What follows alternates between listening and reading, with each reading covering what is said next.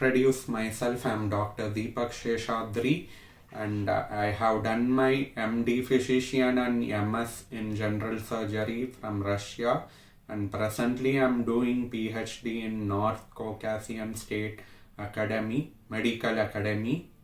MD Physician, MS Surgery from Stavropol State Medical University, and now presently I am doing my PhD in Urology, and I am an assistant professor for surgery and urology.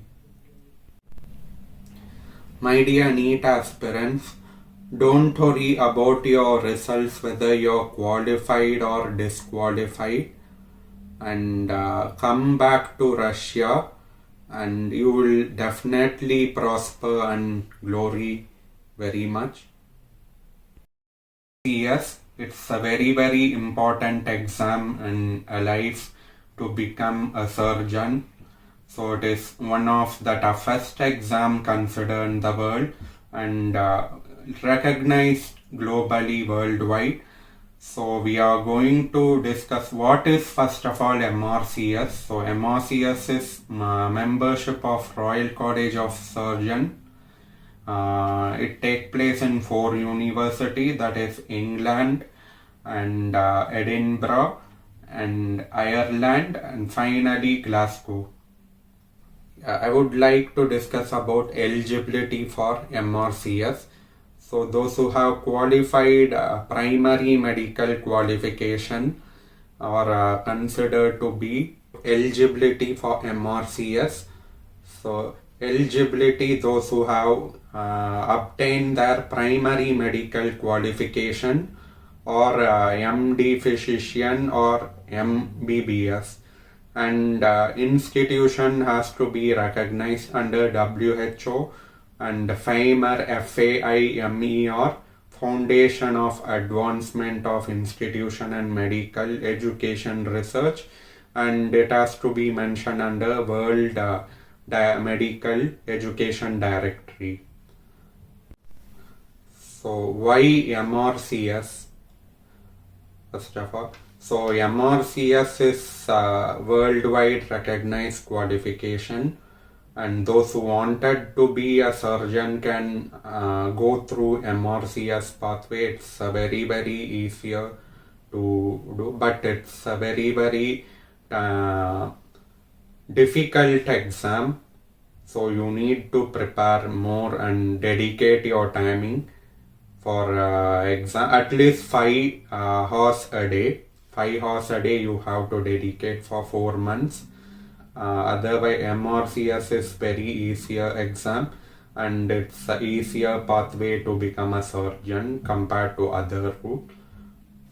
So recognition of MRCS, first of all, it's recognized worldwide, and it's also recognized in Canada, India and other countries. They ask you the score of Part A, Part B and clinical training.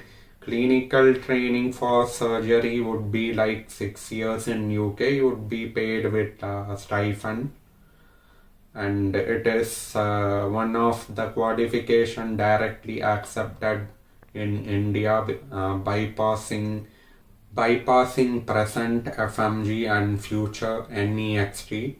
So it is one of the important and very essential qualification. MRCS versus PLAB. Next, many students would have a confusion that may I take MRCS or PLAB. So I would ideally advise to take MRCS, those who wanted to become a surgeon, and PLAB is just an exit exam to enter UK, and again after entering UK, if you wanted to become a surgeon, you have to select through MRCS route. And difference between PLAB and MRCS: PLAB is an exit exam. You need to clear PLAB in order to get a basic license, general medical practitioner license, whereas MRCS is a postgraduate subject. It is more beyond the PLAB. MRCS, number of attempts considers a maximum 5 attempts. If you fail to clear more than 5 attempts, then you become ineligible. So in MRCS, the exam takes place on January and April and September. And in PLAB, as per the UK Exam Commission, the dates varies due to ongoing COVID crisis and other issues. Examination structure of MRCS I would like to discuss first. So MRCS consists of Part A, which is Applied Basic Science and Principle of Surgery, and Part B is Objective Structured Comprehension Evaluation, which is VIVA. Okay, so coming to Part A consists of Anatomy, Physiology and Pathology, Microbiology, and Part B consists of examination pattern of MRCS. So MRCS consists of Part A and Part B. Okay, Part A is consists of Applied Basic Science and Principle of Surgery. Paper 1 of Part A is Applied Basic Science, which has subjects like Anatomy, Physiology, Pathology and Microbiology. And paper 2 of Part A consists of Principle of Surgery, involving gastrointestinal surgery, orthopedic, vascular surgery, urology and other like dermatology in surgery and other surgical valid subject. Okay. PLAB examination pattern is similar to MRCS, so it consists of Part 1, PLAB 1, which is MCQ. MCQ, there are many kinds of MCQ asked, like extended matching MCQ and regular MCQ with 5 options, and you have to pick up the one correct answer. And this is about the Part 1. And Part 2 is VIVA. So they will be giving you a patient artificial coordinator room, simulator centers, and you have to demonstrate in front of a GMC doctors, then qualify your PLAB 2. I would like to also share about eligibility of PLAB versus eligibility of MRCS. So PLAB, basically you need to clear English language before applying for PLAB 1, and MRCS, prior to entering UK you need to clear English exam. I would like to also share about eligibility of PLAB versus eligibility of MRCS. So PLAB, basically you need to clear English language before applying for PLAB 1, and MRCS, prior to entering UK you need to clear English exam.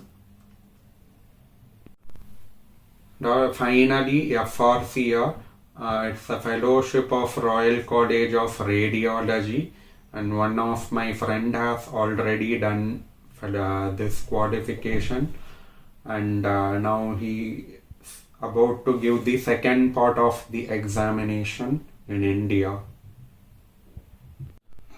There are alternate specialists other than MRCS. Those who feel like I don't want to become a surgeon can also go through MRCOG, which is Membership of Royal College of Obs and Obstetrics and Gynecology. This is specially for girls. And MRCEM, which is like Membership of Royal College of Emergency Medicine. So this is for those who doesn't want. This is for a student who are dedicatedly preparing for NEET exam. Do not worry about your results, whether it is positive or negative. You can come back to Russia and then prepare for your MRCS or PLAB, whatever, side by side through distance coaching e-learning. At the end of the year, you can give PLAB or MRCS, whatever you feel like to prepare, and girls can give MRCOG based on the residency in Russia, obstetrics. Whether you qualify or disqualified in NEET, you should not worry. You have still 6 years of time.